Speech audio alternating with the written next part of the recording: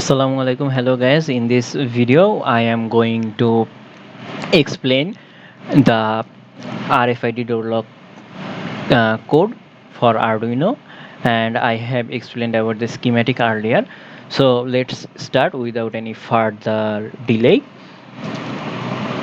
First of all, I have included the SPI library. SPI is Serial Peripheral Interface. It is a communication protocol which is used by the RFID module in this case. And I have included the library for RFID module AMFRC522. This is a standard module. It is used all over the world, and this is actually a pretty good module. And I have used OIR.h library for I2C communication, LCD I2C library for driving LCD with the I2C communication protocol, and included keypad.h library for classical matrix type of keypad. And here is a door lock pin. The door lock pin is pin number 8 in our schematic we have seen earlier. The buzzer pin is pin number 7 or digital pin 7 in our Arduino. I have defined the length of the password as 7, and the password length should be changed. If we change the password, the length should be the actual length of the password plus 1, and the password can be changed by changing the password from here and uploading the code to the Arduino again. And this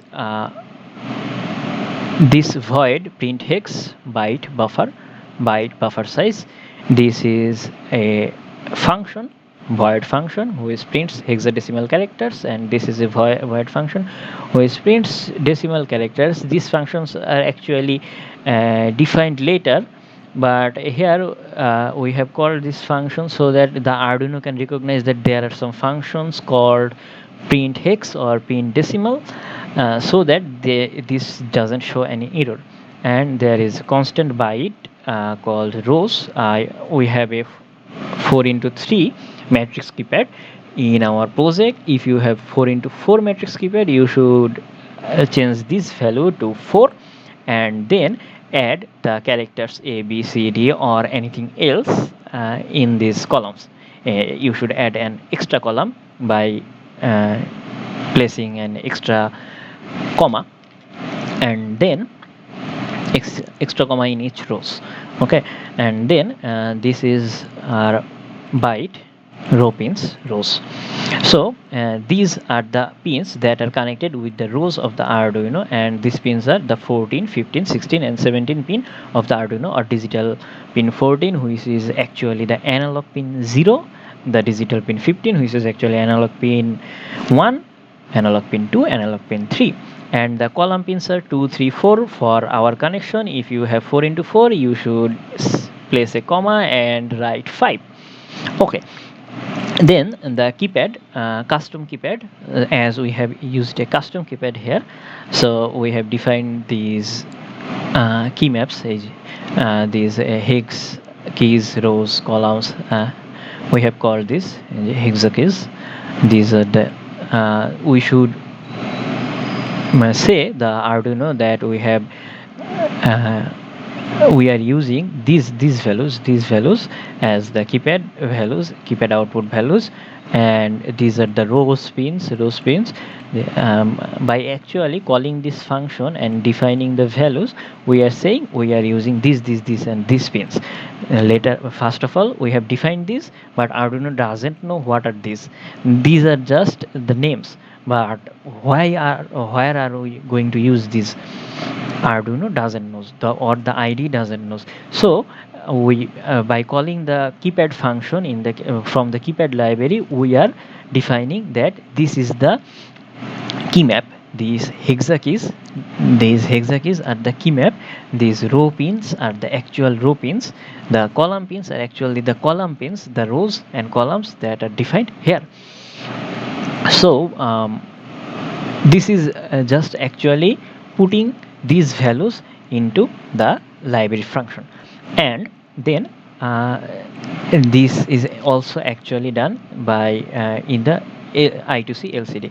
Then the I2C protocol needs an address. So this is the default address of our I2C module. Yours may be different. Please Google with your IC part number, manufacturer part number, and you will get the exact address. And we can actually change this address by soldering one or two pins.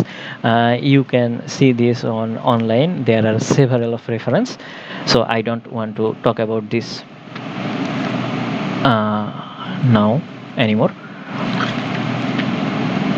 This 16 and 2, and these actually defines the size of the LCD. So our LCD panel has 16 characters in 2 rows, 16 columns, 2 rows. This is actually saying this 16 into 2 LCD. You can use 20 into 2 LCDs, 20 into 4 LCDs, 16 into 4 LCDs, whatever. You should change these values accordingly. And now this comment section actually says about the connections. If we are using Arduino Nano or Uno, which have ATmega 328P, then these are the connections: digital 9, digital 10, digital 11, 12 and 13. We should be connecting these pins with this. This is for the MFRC 522 module.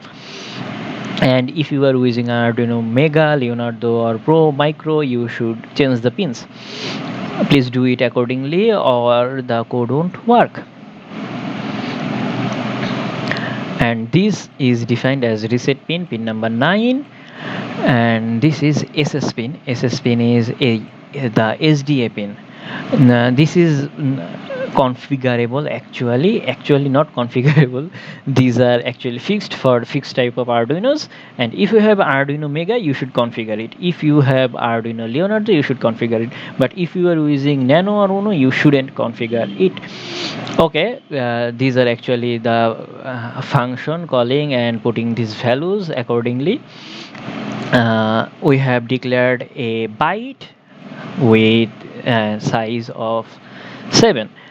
What actually byte? A byte contains actually 4 bits of number, 8 bits of number, as you know. So a byte actually stores 8 bits of binary numbers, and there are 7 bytes.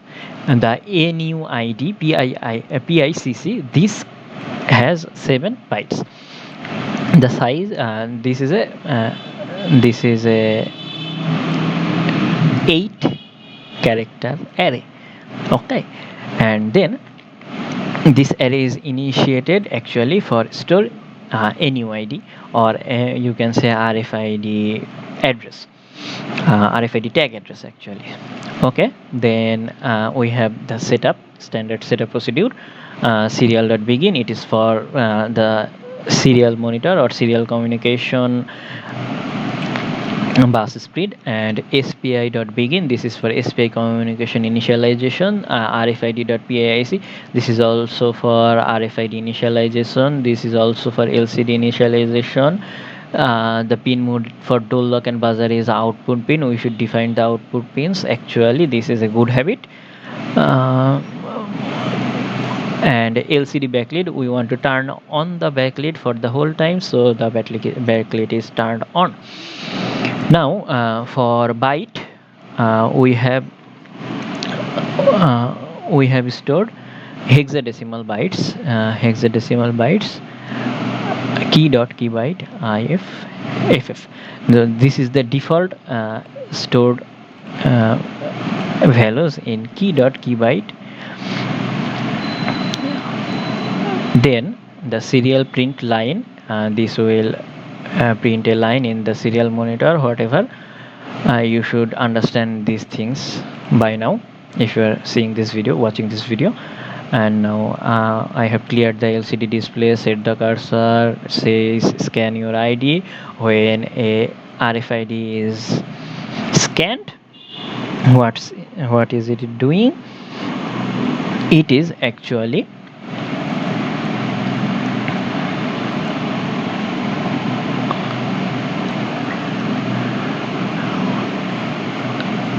printing the values in the serial monitor, that what is the hexadecimal values of the tag, what is the values in decimal of the tag. And now just see after printing this value, if this matches with any of our member, like RoboBoy is one of our members, say, or KBM is one of our member. If these values matches with any of our members ID, then it goes to the password function, and the password function is defined for later. And then after completing all the steps in password function, what it actually does is it sets the NUID array, all the elements of NUID array as 0, so that new values can be stored and compared with the password function.